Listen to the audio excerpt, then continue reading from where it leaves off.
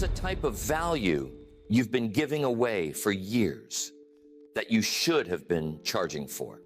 Your time, your expertise, your advice, your attention, your skills, things other people would have paid for if you'd asked, that you've been handing out for free because giving felt right and asking for money felt wrong. And here's the truth. You've been telling yourself a story about why the giving was the right move. You were being generous. You were building goodwill. You were helping people who needed help. The story has been comfortable. It has also been quietly costing you the income, the respect, and the sense of self-worth that charging would have given you. You see, the people who built financially comfortable lives mostly figured out somewhere along the way that the things they had been giving away for free actually had value, and that charging for them wasn't a betrayal of generosity, but a recognition of reality. They stopped giving away the expertise. They started charging for it. And the moment they did, almost everything in their professional and financial life changed. The free giving pattern is one of the most common, most invisible, most quietly destructive habits among capable adults. Most of you have been running it for years without seeing what it's doing. You're known as helpful. You're known as generous. You're also broke or close to it, despite having skills people would have paid significantly for.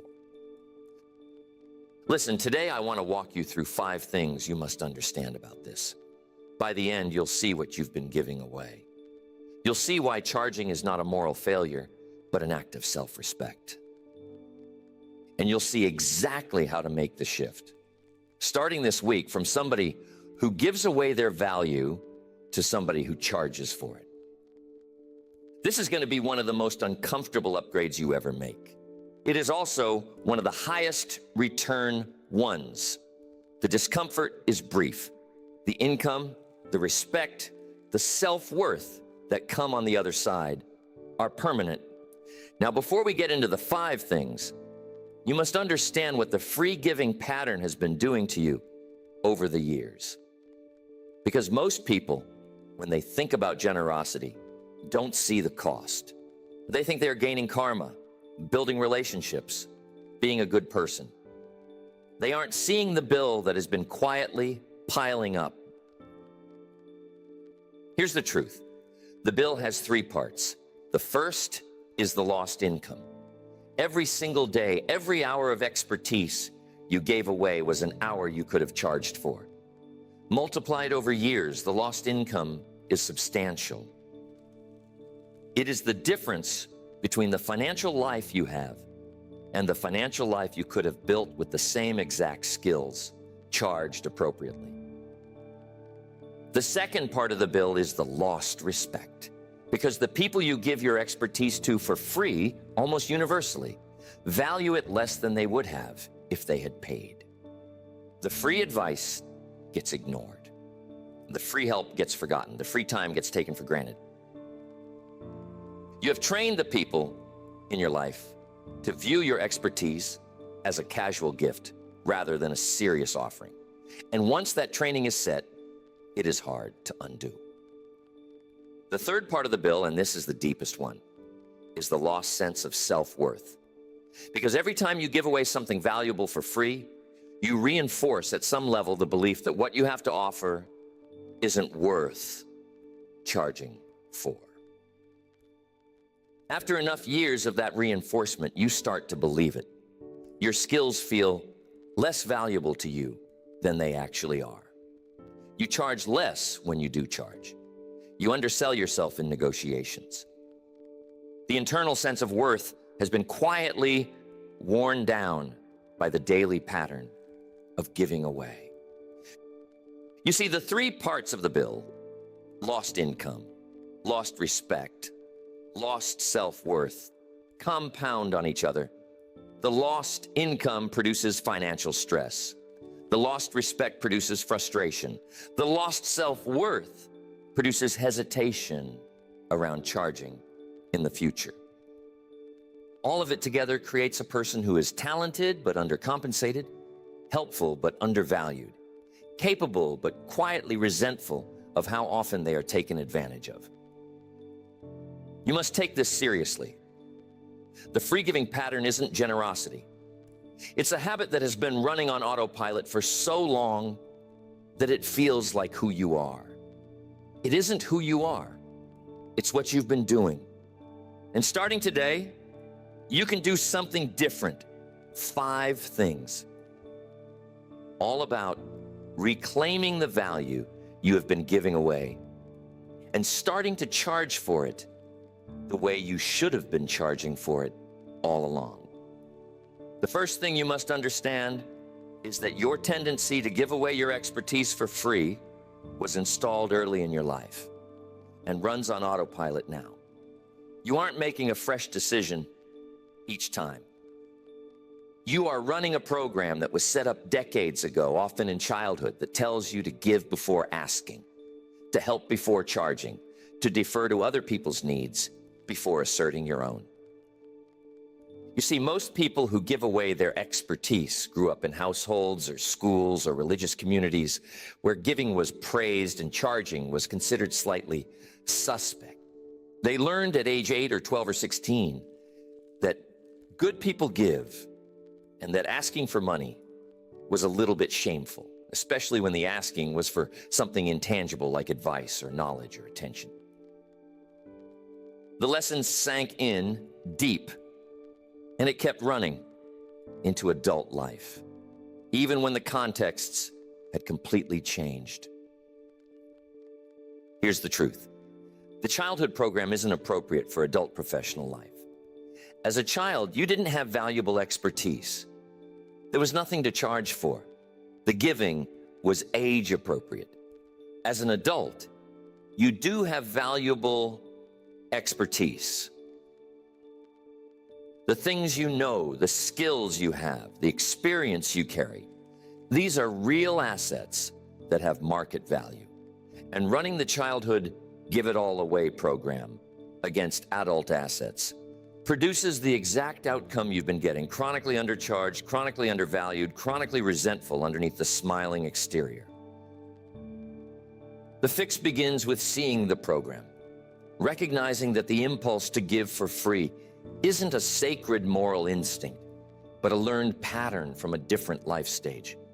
Once you see it as a pattern, you can interrupt it.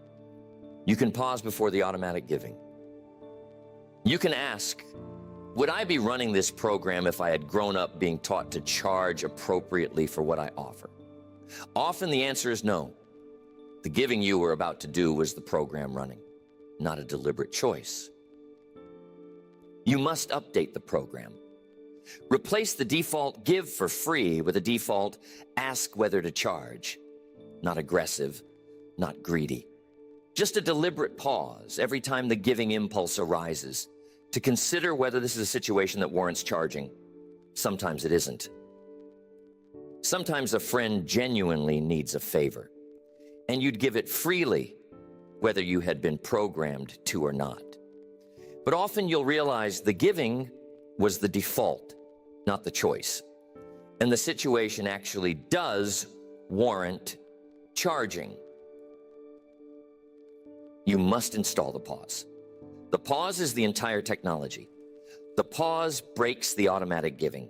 The pause lets the adult version of you decide what's actually appropriate in this specific situation.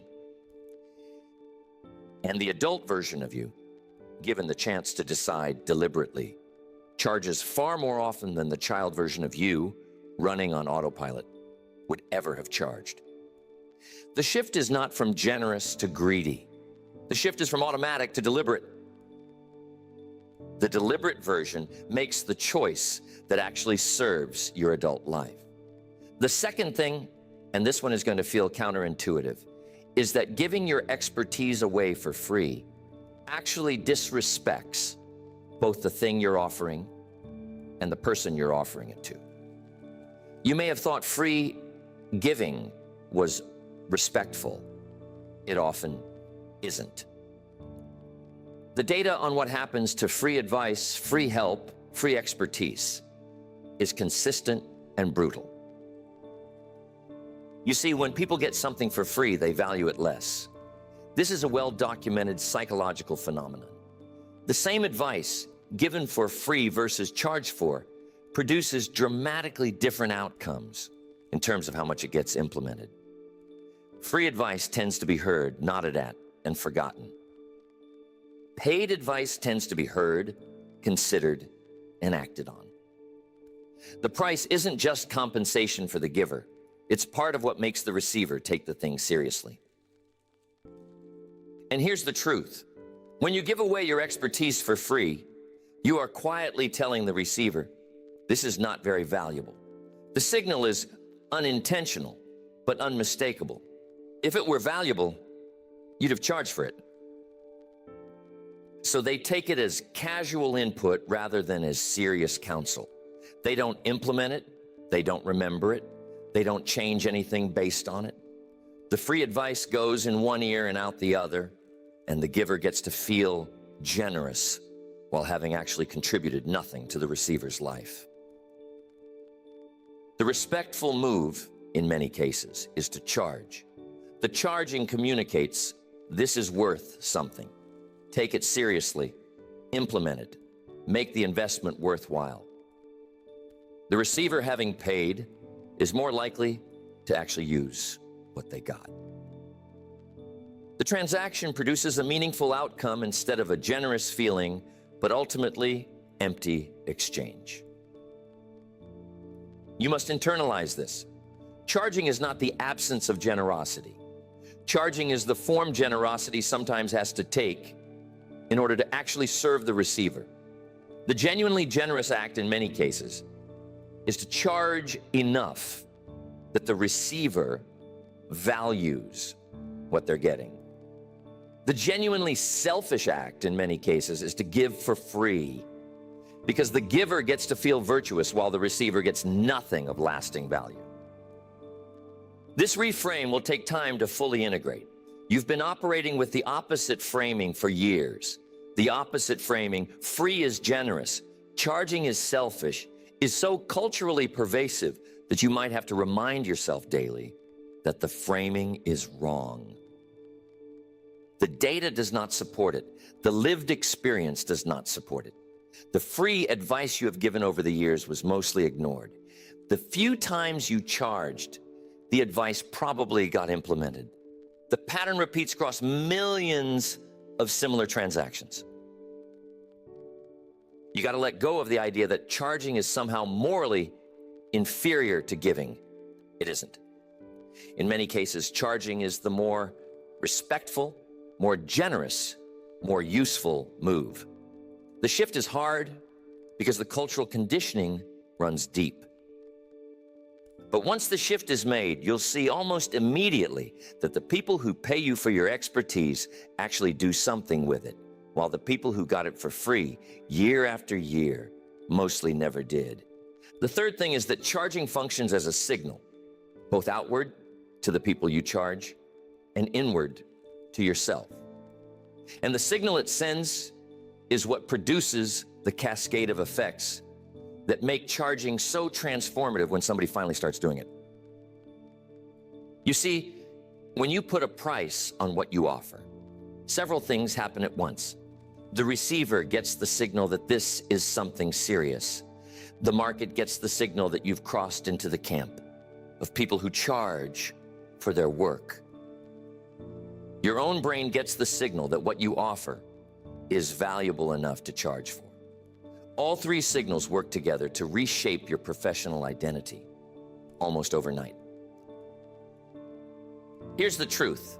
The third signal to yourself is the most important one, because what you charge for, you respect.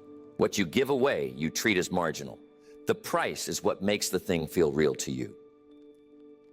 And until the thing feels real to you, you can't fully commit to building it, refining it, marketing it, defending it. The price creates the conditions for serious work. This is why so many people who finally start charging report a strange psychological shift that goes beyond just the financial impact. They feel different about what they do. They take it more seriously. They invest in it more deliberately. They protect their time around it more carefully. None of those shifts were possible while the thing was free, because the free thing didn't require any of that seriousness from them. And the outward signal matters too. The people who pay you treat you as a professional. They book proper time. They prepare for the sessions. They follow up. They implement what you suggested. They refer other people to you who also pay. The whole ecosystem around your work upgrades simply because you've put a price tag on what you do. The people you don't charge, friends, family members, casual acquaintances who used to get your expertise for free, they're a separate question. You don't have to start charging your closest friends. But the people who aren't your closest friends, who have been benefiting from your expertise without any reciprocity, those people you can start charging. And the charging will sort the relationship into the ones that were real and the ones that were quietly exploitative. You must let the sorting happen. You gotta let the sorting happen. Some people will keep coming, will pay, will value what they get. Some people will fade away. The ones who fade were getting free value from you under the cover of friendship or collegiality. They are not your friends. They are casual exploiters. Their fading is not a loss to you. It is information. And the energy you use to spend on them gets redirected toward people who are actually willing to engage in mutual exchange. This sorting is one of the biggest unspoken benefits of charging. The free giving was attracting and rewarding the wrong people. The charging attracts and rewards the right people. Your professional and personal life gets cleaner, and the energy you have for the work that matters gets noticeably larger. The fourth thing is the practical reality of making the shift. Because all the framing in the world doesn't matter if you can't actually execute it. And the execution is uncomfortable for the first weeks before it becomes natural. The discomfort is real. It is also short. And what comes after the discomfort is a different relationship with your work than anything the free-giving version of you could have built. You see, the shift from free giver to value charger involves saying things that are going to feel rude at first. Things like, I'd love to help. Let me send you my consulting rates. Or, that's the kind of question I usually charge for, but happy to set up a paid session. Or that conversation is going to require an hour of real prep. So let me put together a proposal. Each phrase, the first time you say it, is going to feel jarring. By the 10th time, it'll feel natural. The discomfort dissolves with repetition. Let me tell you about a woman I once knew. She was in her mid-30s when I met her, a marketing consultant, genuinely talented. She had built a small business that produced decent income, but nowhere near what her skills warranted. She was respected. She was well-liked. She also wasn't making the money her expertise should have generated. And the reason wasn't hard to find once we looked at it together. She was operating what amounted to a free clinic. Friends asked her marketing questions over coffee. She answered them in detail. Acquaintances asked for quick advice. She gave it. Potential clients booked free initial consultations that ran 90 minutes and contained the core of what they actually needed. Every single day, by the time the conversation about paid work came up, the person had already gotten most of the value, and the paid engagement looked like an unnecessary expense. A mentor of hers had pointed this out a year before I met her. He had said, "You are running a free clinic that is eating your career. Everybody knows they can get your expertise without paying. So nobody books the paid version. They just ask you a question at brunch, and get an answer worth several $100s in actual consulting time.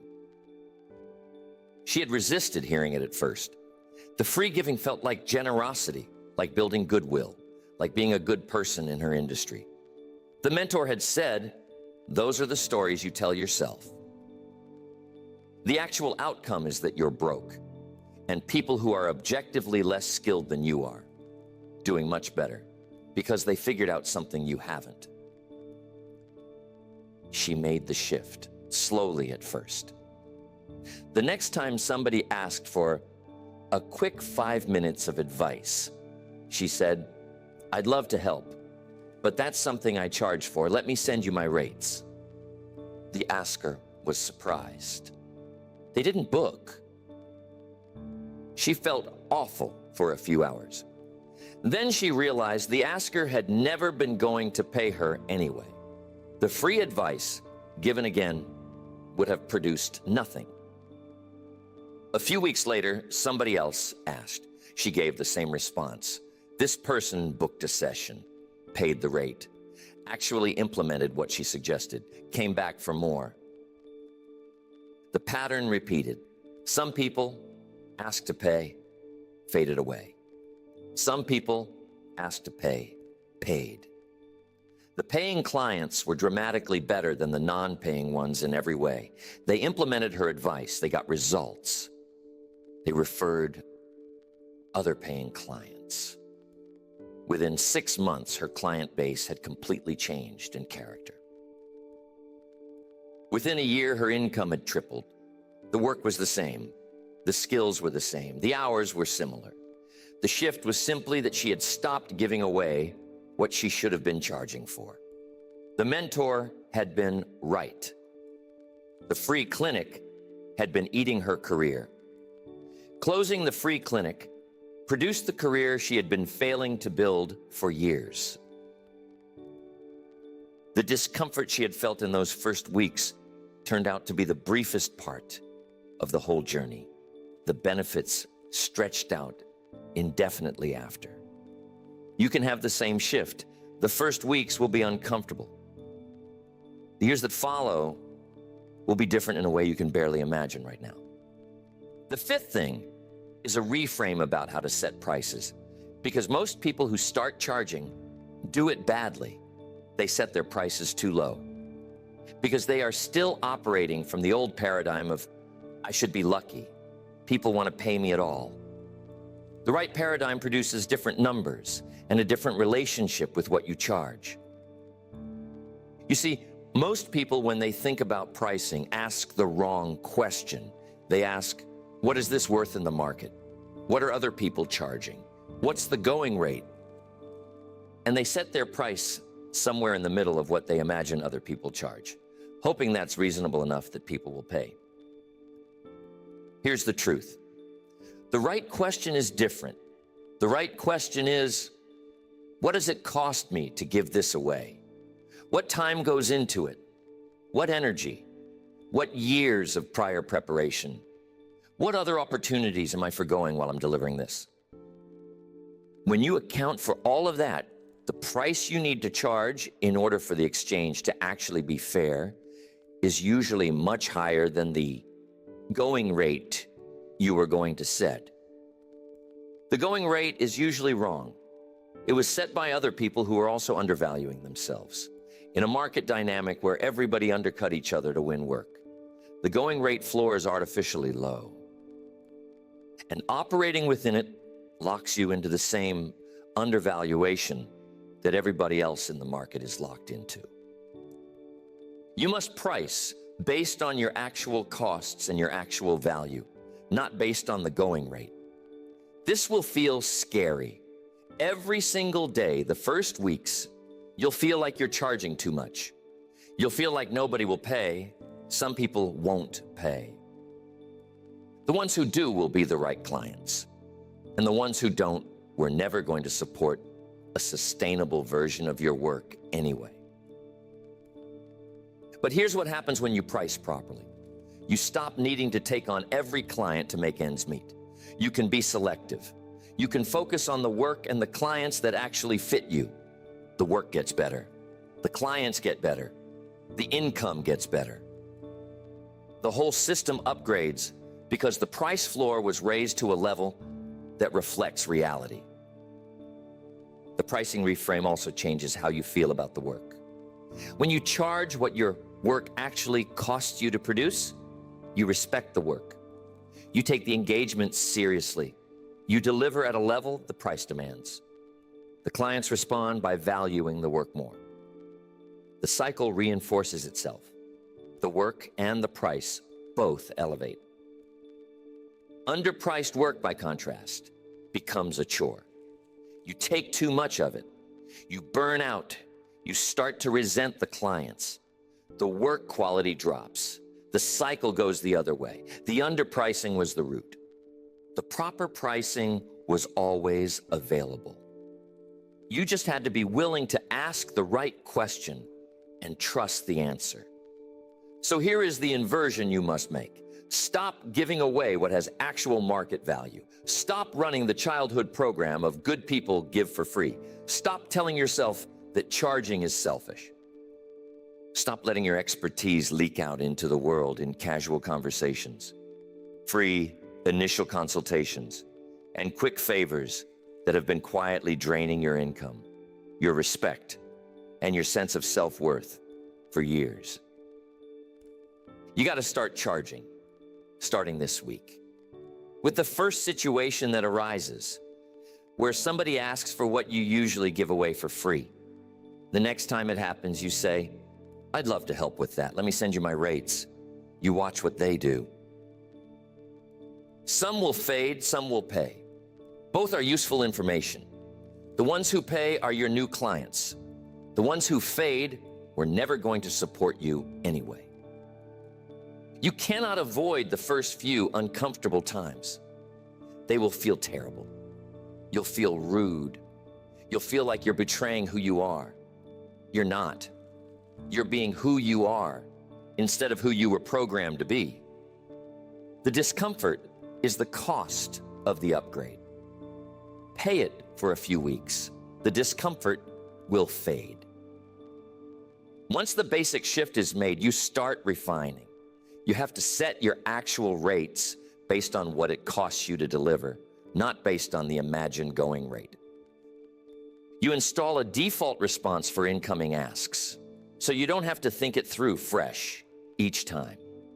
You audit your existing relationships, separating the people who pay or could pay from the people who have been getting your value for free. You shift your time toward the paying side, and you defend the shift. People will push back. They will assume you're still the free giver they used to know. They will ask for favors. They will try to engage you in long conversations that contain the core of paid work. You decline, politely, firmly. You point them toward your paid offerings. You cannot apologize for charging for what is, in fact, charge-worthy work. Within a year of running this practice consistently, your work life will look different. Your income will be different. Your client base will be different. Your sense of self-worth will be different. And the people who used to take in your expertise for free will either have started paying for it or quietly moved on to lean on somebody else's free expertise. Either outcome is fine. The transition is the work. The new equilibrium is much better than the old one ever was. Listen, so here's what I want you to carry with you. There is a category of value in your life that you have been giving away for years, that you should have been charging for. The free giving has felt generous. It has actually been costing you income, respect, and self-worth. And the fix is to start charging, not for everything, not aggressively, but for the things you have been giving away that actually have market value. You got to start with one sentence. The next time somebody asks for what you would have given for free, you say, "I'd love to help with that. Let me send you my rates."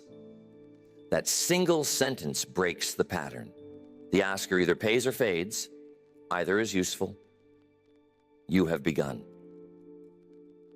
I'm telling you, this is one of the most underrated upgrades available to capable adults.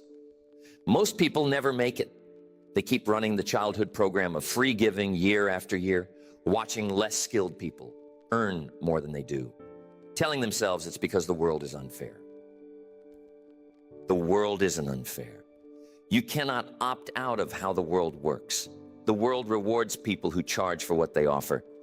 The less skilled people are out earning you because they figured out the basic move you have been refusing to make. You can make the move this week. With the first ask that comes in, try it once, watch what happens. The discomfort will be real. The result, when somebody actually pays, will also be real.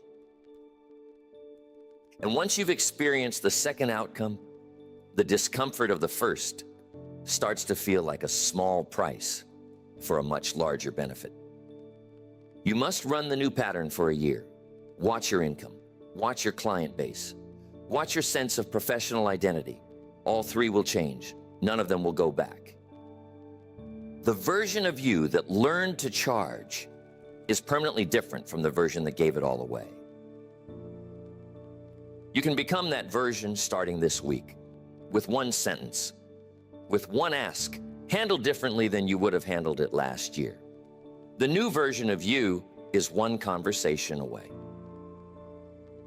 And the years that follow, lived as the charging version of you instead of the giving version, become the years that finally produce the financial and professional reality your skills always could have produced if you had been willing to ask for what they were worth. Ask for what they were worth. Starting this week, with the first situation that arises, with one clean sentence. Watch what happens. The shift you've been postponing for years is one conversation away. You have to start with that one. Every single day after this is another opportunity to charge for what you've been giving away. Take it.